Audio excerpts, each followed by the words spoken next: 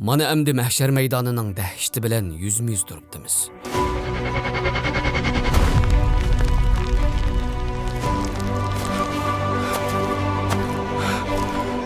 Qiyomat qoyim bo'lgandan keyingi kutishdan keyin bir ovoz ko'tariladi.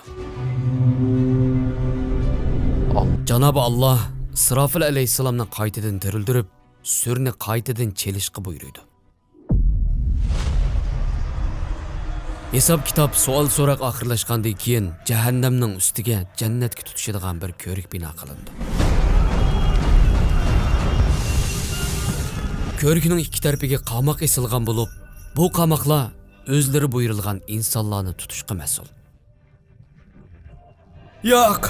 O'tinib qolay, yordam qilinglar! Yo'q! Rahman Taoloning ulug'ligidan ovozlar besiqidi. Barliq ovozlar besiqidi. Pichirlashgandan boshqani anglamaysan. Qiyomat tamoman qoyim bo'ldi. Azroil alayhissalom daxil bütün farishtalar hammasi o'ldi. Hamma boshdan boshlandi. Sur chelindi. Ularni hisob uchun yig'imiz.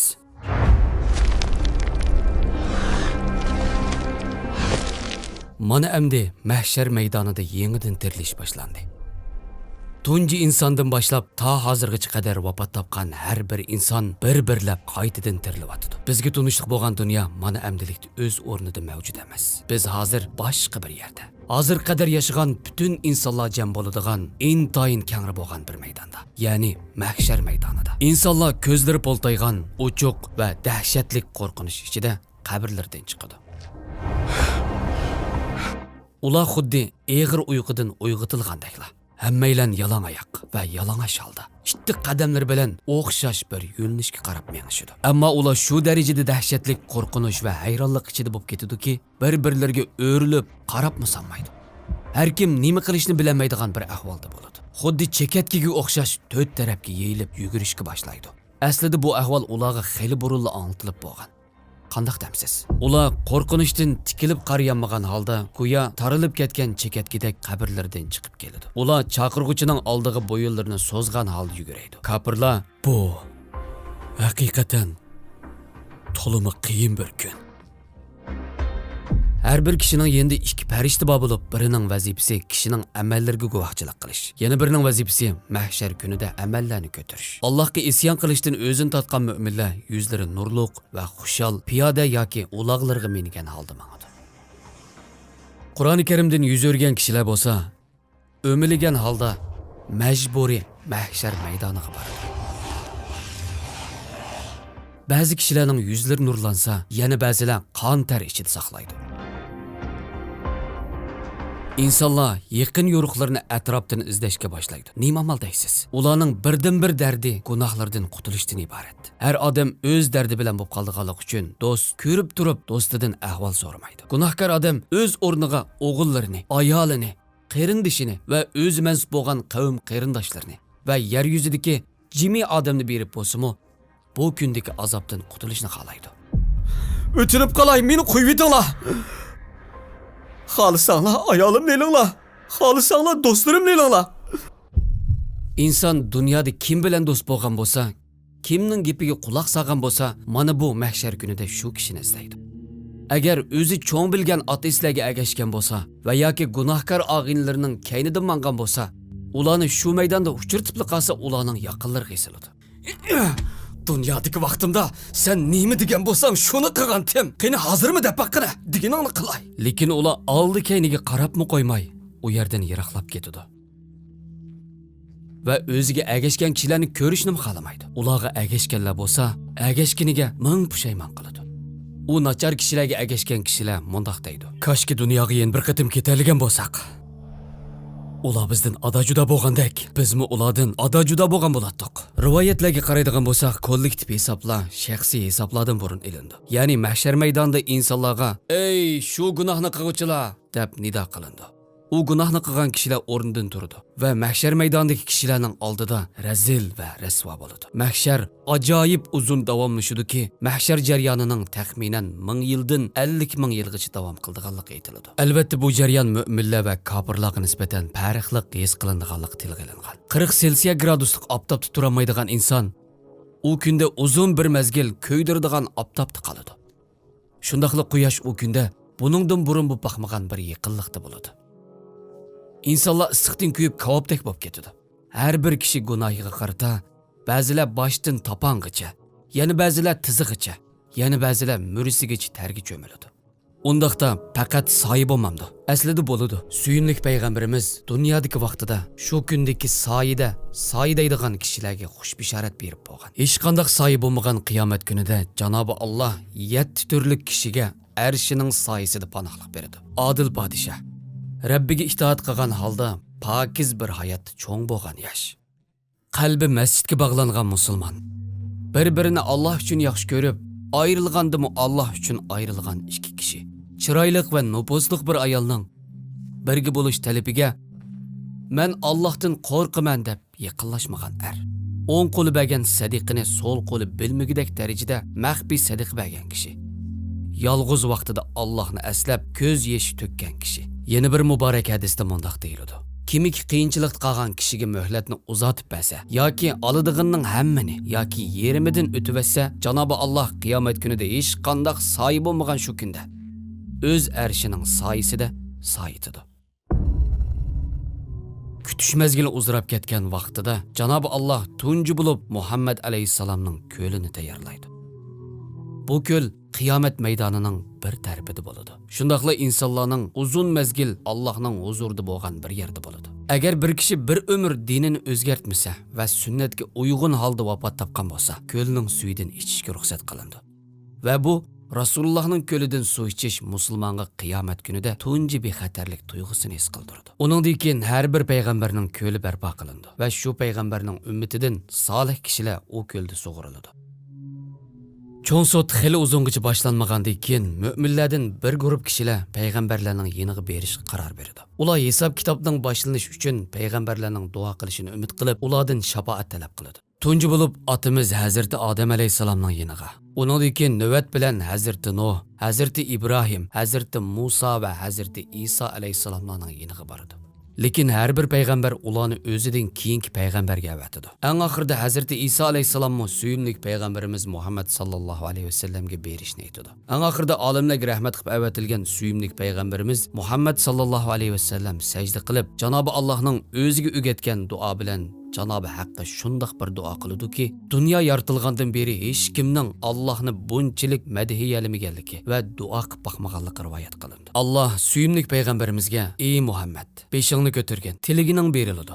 Shafaat qilgin, shafaating qabul bo'ladi" deydi.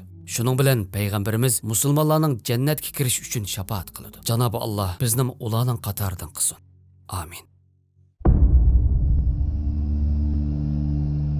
Büyük mahkamadan burun hamma kishi bir sap bo'lib tiziladi. Shu chaqda sol tarafdan ajoyib qattiq bir ovoz anglandi-ki, hammaylar qo'rqinishdan titrab vahimaga tushadi. Do'zax eng qiziq holatda ko'rsatiladi. Do'zax intayin sabrsiz bir holda bo'ladi. Chunki oldida insonlarga og'ir zulmlarni saqan, dahshatli gunohlarni qilgan, Allohni va Allohning payg'ambarini masxir qilgan, 100 minglarcha insonlarni o'ldirgan, nurg'unlagan kofirlar bor. Kofirlar bo'lsa, qo'rqinish ichida hang-tang qoladi. O'ng tarafdan bo'lsa, butun go'zalligi va hashamati bilan jannat ko'rinishga boshlaydi. Dunyodagi vaqtida Allohga iymon etib, payg'ambarlarga itoat qilganlar xushalliq ichida kutadi. Shunda qilib hammaylarga amal daftari berildi. Jannat ahliga amal daftari o'ng tarafdan, do'zax ahliga bo'lsa so'ldan yoki orqa tarafdan berildi. Daftari o'ngdan berilganlar ashabul yamin, so'ldan yoki orqa tarafdan berilganlar bo'lsa ashabush shimol deb ataladi.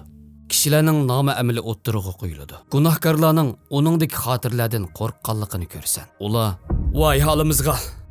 Bu qanday kitob? Cho'ng, kichik gunohning hammasini xotirlabdi-ku" Ular qilgan etganlarining hammasining nomi amaliga xotirlanganligini ko'radi. Parvardigoring hech odamga zulm qilmaydi. Kaşki şu şeytanın keyniga kirmagan bo'lsam-chu. O'tinib qolay. Ming pushaymon qildim. Bana yana bir qitim fursat ber ola. Kaşki şu nafsimning keyniga kirmagan bo'lsam-chu. Kaşki tuproqqa aylanib ketsam-chu. Amal daftarlarini ko'rgan mu'minlar Qur'oni Karimda mundaq bayon qilindi. Nomi amali o'ng qo'liga berilgan odam xushalliqdan bu mening nomi amalimni elib o'qib beqinglar. Men hisobotimga muloqot bo'lganligimga muqarrar ishongan edim.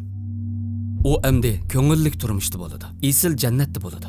Uning mevillari o'r turgandimi, o'ltirgandimi, yotgandimi qo'lini so'zibla alolaydigan darajada yaqin bo'ladi. Ularga o'tgangi kunlarda, ya'ni dunyodagi chaqlarda yaxshi amallarni qilganliginglar uchun xushal-xo'ram yanglar. İçinlar deyiladi. Hammaylar bir-birlab mahkamaga kelib hisob berishga boshlaydi. Hisob kitob uzun davomlashadi. Guvohchilar bo'lsa hammaga tanishliq. Eg'izlar pechatlanib etilganligi uchun gap qilolmaydi. Eg'izning o'rniga qo'llar va putlar nima ishlarni qilganligini bir-birlab so'zlab beradi. Quloqlar, ko'zlar, terilar ular hammani bir-birlab so'zlab beradi. Hesap kitap oxirlashgandan keyin do'zaxning ustiga jannatga tutishadigan bir ko'rik bino qilindi. Heliqi qildin inchga qalishdan o'tkir ko'rik deb to'la anglaydiq-ku. Mana endi sirat ko'riki ko'rinyapti. Har bir kishining bu ko'rikdan o'tishi amallarga bog'liq bo'ladi. Ba'zilar chaqmoqqa o'xshash. Ba'zilar shamolga o'xshash. Ba'zilar qushga o'xshash o'tadi. Yana ba'zilar bo'lsa mangudek hali yo'q, o'milab mangadi. Sirat ko'rikining ikki tarafida qamoqlar esilgan bo'lib, bular o'ziga buyurilgan kishilarni tutishga mas'ul. Yo'q! O'tinib qolay, menga yordam qilinglar. Yo'q! İnsanlarning bir qismi bu qamoq tarafidan tatilinib, yara holatda qutulsa, yana bir qismi bo'lsa qamoq tarafidan do'zaxga tashlandi. Do'zax ajoyib osh bo'lib ketadi-ki, o'zidan to'shdingmi deb so'ralganda, yana bormi deb qaygan holda javob berdi.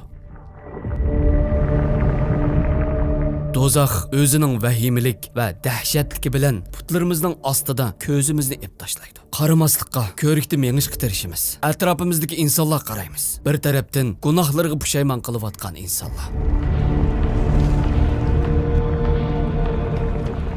Yana bir tarafdan do'zaxga tushayotgan insonlar bo'ladi. Yana bir tarafda bo'lsa, dunyodagi vaqtida oxiratiga diqqat qilgan kishilar intayin tezlikda hech qanday azobga duchor bo'lmagan holda mangadi. Sirat ko'riki haqida Janobi Alloh Qur'oni Karimda mundaq deydi. Sizlarning ichinglardan do'zaxga bormaydigan biror kishi qolmaydi. Bu Parvardigoringning o'zgarmas hukmidir. Allah Taala cehennemden burun hamma yerni qarang'u qiladi va insonlar o'ziga berilgan nur bilan olg'a ilgirlaydi. Bularning ichida munofiqlarmi bo'ladi, lekin ular qarang'uda qoladi. Ondan o'zining nurlari bilan mengiyotganida ular bilan mu'minlarning o'ttiriga bir tom bino qilindi. Qur'oni Karimda bu ahvol mundaq bayon qilindi. U kunda munofiq erlar, munofiq ayollar mu'minlarga: "Bizni kutib turinglar, sizlarning nuringlardan bizmi azroq olayli." Ularga arqanglarga qaytib nur tilanglar deyiladi. Shuning bilan ularning orasiga bir sepil so'qiladi. Sepilning darvozasi bo'ladi. Darvozaning ichida rahmat, sirtida bo'lsa azob bo'ladi. Munofiqlar mu'minlarga: "Biz dunyodagi vaqtimizda sizlar bilan birga emasmidik?" deb to'g'laydi. Shundoq, lekin sizlar o'zinglarni fitnaga soldinglar. Yani ko'rinishda biz bilan birga bo'lsanglarmi, lekin o'zinglarni munofiqlik bilan halok qildinglar. Mu'minlarga baloyi ofatlar kelishini kutdinglar. Islom dinidan shaklandinglar. Allohning rahmatining kengligiga bo'lgan quruq orzular sizlarni oldi. Toki sizlarga o'lim keldi. Shayton sizlarni Allohning afu qildiganligi va azob qilmaydiganligi bilan oldi. Ba'zi olimlarning deyishicha, 7 bekatda tam 7 savol bo'ladi.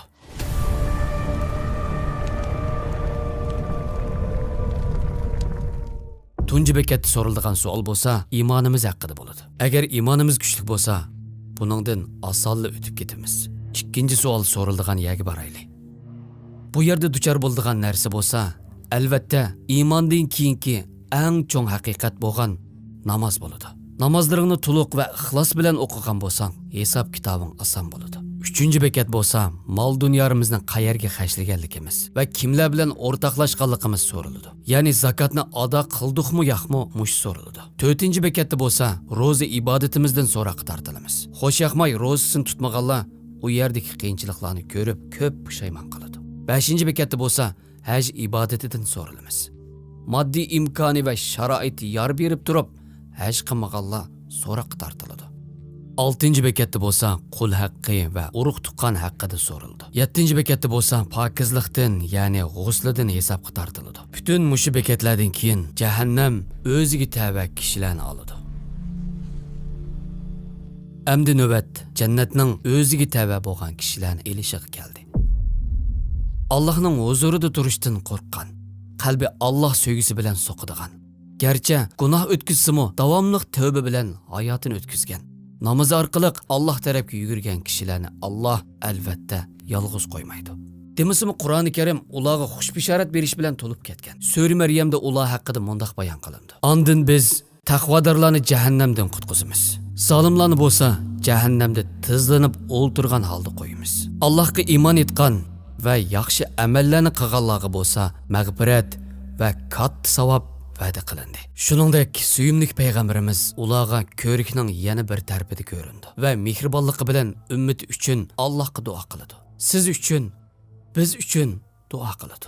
Uning ummatiga bo'lgan mehribonligi, onaning farzandiga bo'lgan mehribonligidan necha hassa ortiq bo'lgan suyimlik payg'ambarimiz: "Ey Rabbim, omonlik bersila, ey Rabbim, omonlik bersila" deb Allohga yalvorib duo qiladi. Dunyoda qalbi Alloh uchun so'qidigan kishilar, suyimlik payg'ambarimizga sevgisi bilan bog'langan kishilar u ko'rikdan o'tib jannatga boradi va mangulik dunyoga qadam bosadi. Inshaalloh agar erishib qolsak, bu safarning oxirida biz yetib boradigan yer ajoyib chiroyli yer ekanki, suyimlik payg'ambarimizning ta'biri bo'yicha jannat ko'z ko'rib boqmagan, quloq anglab boqmagan, hatto insonlarning ko'ngliga kelibmi boqmagan bir yerdir. Mana endi biz mangu qoladigan, har qanday huzur va lazzat bor bo'lgan diyorga boramiz. Shundaqla u yerdagi eng katta ne'mat bo'lgan Allohni ko'gili boramiz. Undaqda jannat zodi qanday joy?